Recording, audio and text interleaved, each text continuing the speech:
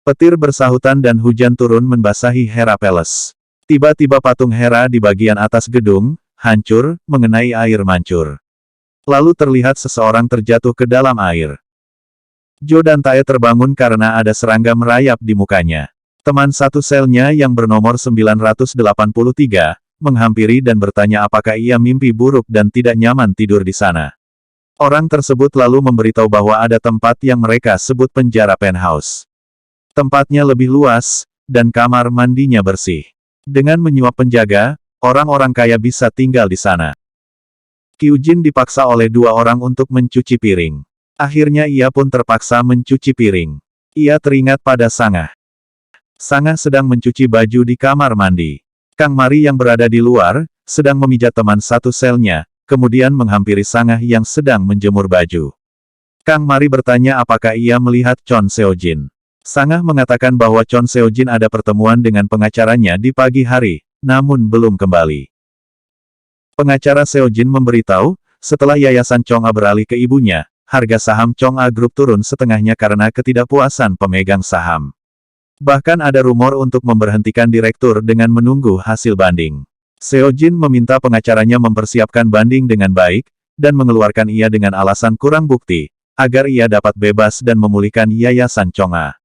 Pengacara tersebut mengatakan ada rumor bahwa wanita di Seongbuk-dong menjual Yayasan Chong A, dan sudah ada pembelinya juga.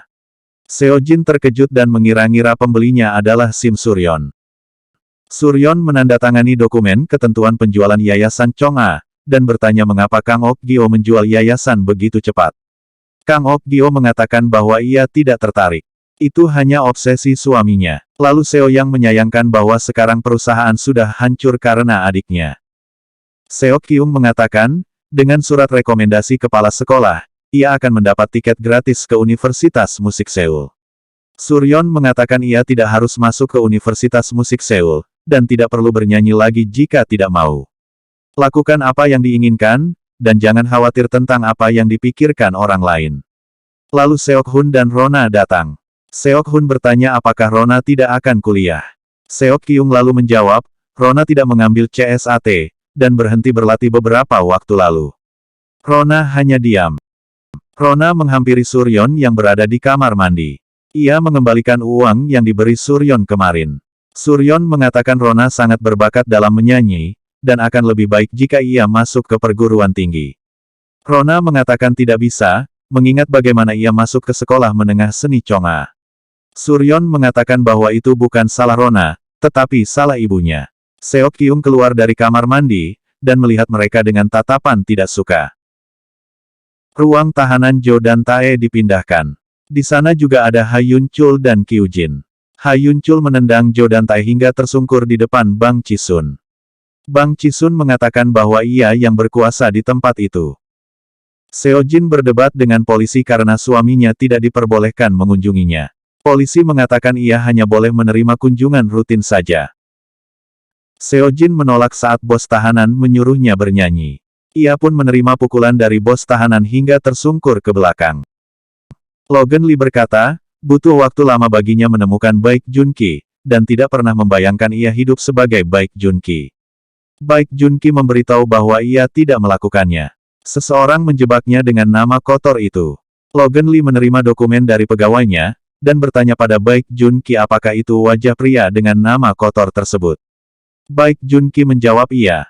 Ia juga mengatakan, Jo dan Tae membunuh kedua orang tuanya, dan kabur membawa aset keluarganya. Logan Lee mengatakan bahwa Jo dan Tae masih hidup dan berada di Korea. Ia juga mengatakan Jo dan Tae mengambil nama Baek Junki. Ha Yun Chul membuka matanya, kemudian menghampiri Jo dan Tae yang sedang tidur.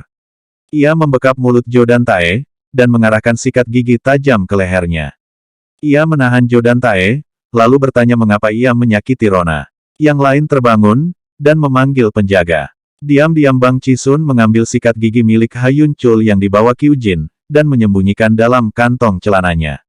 Saat penjaga bertanya, Jo dan Tae mengatakan Ha Yun Chul ingin membunuhnya dengan sikat gigi tajam. Bang Chisun lalu berkata bahwa Jo dan Tae lah yang menyerang Ha Yun Chul saat tertidur. Bang Chisun minta maaf, dan petugas pun pergi. Bang Chisun memberi kode, lalu semua menutupi John dan Tae dengan selimut, dan menendangnya. Bang Chisun membawa Ha Yun Chul menjauh dan berkata untuk tidak mengotori tangannya sendiri. Ini bukan waktu yang tepat untuk membunuh Zhou dan Tae. Logan Lee bertelepon dengan petugas polisi. Ia mengatakan untuk mengawasi Zhou dan Tae. Polisi yang sedang bersama Bang Chisun tersebut mengatakan, ia siap melayani Logan Lee dengan setia. Saat semua orang sedang mandi, Bang Chisun mendekati Zhou dan Tae, dan mencekik lehernya dengan handuk, hingga Zhou dan Tae pingsan. Saat petugas datang, Ha Yun Chul mengatakan Zhou dan Tae pingsan sendiri. Kyujin menyiram wajah Zhou dan Tae dengan air, dan ia pun sadar. Polisi membawa Zhou dan Tae ke ruang pertemuan untuk menemui Sekretaris Zhou. Sekretaris Zhou mengatakan bahwa Bang Chisun sering berada di penjara, dan ramah pada para penjaga. Ia juga akan melakukan apa saja demi uang. Anehnya, kali ini ia datang ke penjara dengan sukarela, tidak dituntut apapun. Sepertinya ia menargetkan Zhou dan Tae. Sekretaris Zhou lanjut mengatakan, aneh karena semua pengacara Zhou dan Tae mengundurkan diri. Zhou dan Tae tertawa, kemudian berkata bahwa ini semua ulah Logan Lee. Ia lalu menyuruh Sekretaris Zhou mengambil dana gelap miliknya, dan menyuap penjaga agar ia bisa keluar dari sel itu. Penjaga menemui Zhou dan Tae di dalam sel, memberikan makanan dan minuman, lalu memberikan koran. Zhou dan Tae mengambil dan membaca setiap kata yang dilingkar, membentuk kalimat Logan Lee di luar hari H-9. 9 hari kemudian, semua tahanan keluar dari sel menikmati hari bersantai di luar. Kyujin menghampiri Ha Yun Chul, dan bertanya apakah ia tidak merindukan Enjeol.